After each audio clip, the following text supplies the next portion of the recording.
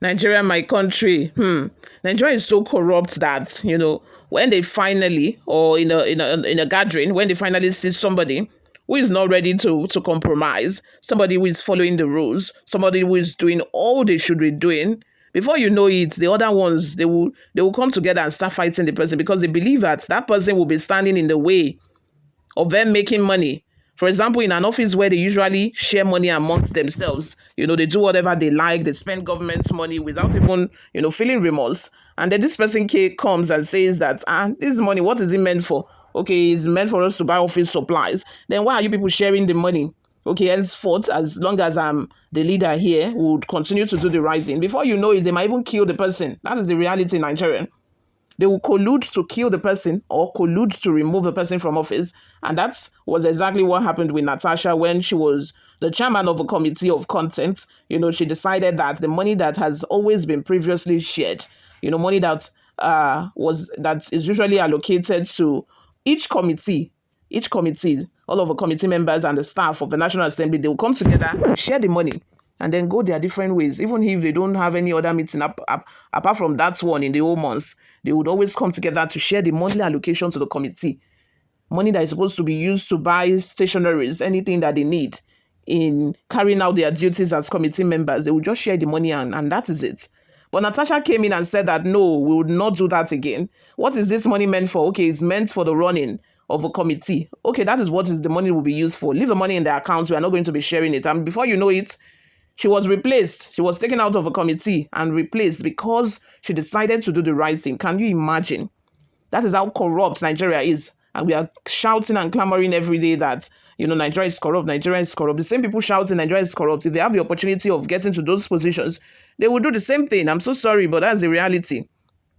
Anyway, before we delve right into the details of today's news, if this is your first time here, you have not subscribed to this channel, please go ahead and subscribe, like this video, also leave your opinions in the comments section below as well. Natasha Akpoti-Uduaghan has alleged that lawmakers and civil servants in the National Assembly routinely divert committee funds meant for operational expenses into personal accounts. They never knew anything. At that Senate chamber in that National Assembly, Natasha is their nemesis. Natasha is the one that has been sent from God, to reveal all of their secrets because she's determined to do so. Apart from, the sexual harassment case safe, she has been revealing a lot of deep secrets that we do not know as general public, and we are just finding out now. Can you imagine? Speaking on a Rise TV morning show in response to a petition filed against her by a northern group, Natasha Akpoti-Uduaghan, who previously chaired the Senate Committee on Local Content, dismissed the allegations as baseless but provided insight into the financial mismanagement she encountered during her tenure. The petition from the Northern Youth Advocacy for Excellency to the Senate Committee on Ethics, Privileges and Public Petitions, which was shared on our Instagram page, accuses Senator Natasha Akpoti-Uduaghan of corruption, abuse of power, and mistreatment of staff within the Senate Committee on Local Content, which she leads. The petition further alleges financial mismanagement and blackmail against oil and gas industry stakeholders, citing multiple accusations, including the diversion of committee funds, staff intimidation, and extortion of oil and gas companies. It's claimed that she sidelined the committee clerk, Ms. Edith Aja, and allegedly misappropriated funds meant for committee activities. Additionally, the document accuses her of pressuring oil and gas companies to provide financial contributions and other favors under the pretext of supporting committee operations. The petition also asserted that her leadership created a hostile work environment for Senate staff, resulting in internal grievances. It states in part that evidence indicates Senator Natasha enriched herself through intimidation, unauthorized public engagement, and regulatory violations. Furthermore, Noyad alleged that she had no genuine commitment to the local content mandate and was instead focused on exploiting businesses. The petition claims that she undermines the rights of committee clerk, rendering the committee nearly dysfunctional. It also alleges that our authoritarian approach peaked when she orchestrated the dismissal of a clerk for refusing to participate in financial misconduct. Noyad has called on the Senate Committee on Ethics, Privileges and Public Petitions to conduct a thorough investigation into the senator's alleged illegal and coercive actions and to impose appropriate legal and disciplinary measures. Responding to the allegations, the senator noted that each committee in the National Assembly receives a monthly allocation of 950,000 naira for running costs.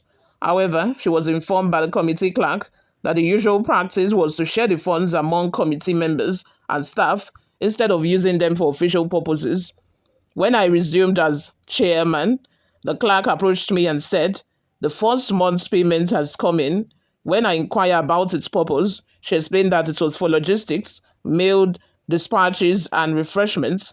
But since we had not held any meetings, I suggested that the money remain in the accounts, Natasha Akpoti-Uduaghan said. She further revealed that the clerk insisted that the money was traditionally shared among committee members, including the chairperson, deputy chairperson, and staff. The senator, however, declined to partake in the practice, stating that taxpayers' money should not be used for personal enrichment. Natasha Akpoti-Uduaghan said, "The money is usually shared. I, as a chairman, will take part in it. I will give some to my deputy, and the rest of the money will be shared among the staff of a local content committee." And I was like, "Did you say that is what happens?" She said, "Yes, that is what my predecessor did, and that is what happens in all the committees in the National Assembly." I said, "Well, you know what? That money, if it's meant to service the operations of a committee, it's not meant to enrich the pockets of the staff. I would not want to collect this so-called impress. So I would advise that you keep that money in the account and we will build the money. We use it for whatever it's needed. If we have to buy office equipment, print stationaries, then we use that money. And I promise this, the bank statement is here," he said. Natasha Akpoti-Uduaghan disclosed that at the time she assumed office, the committee's account had a zero balance but had grown to 13.6 million naira by the time she left office. However, she alleged that after her departure, 5 million was withdrawn by the clerk, followed by another 4.9 million, leaving only 123,000 naira in the account. Ever since I left office, the money has been withdrawn. About 5 million naira was withdrawn, and 2 days after my removal, another 4.9 million naira was withdrawn, she alleged. She added, "We have gradually built the accounts. There was a time I approved the money last year for the purchase of a printer because it made no sense that we kept on spending so much money printing outside.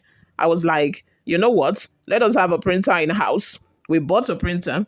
We also have printed lots of materials, but the money, I never took a kobo out of that in the name of impress. I never gave my deputy then any impress. He can verify and attest to that.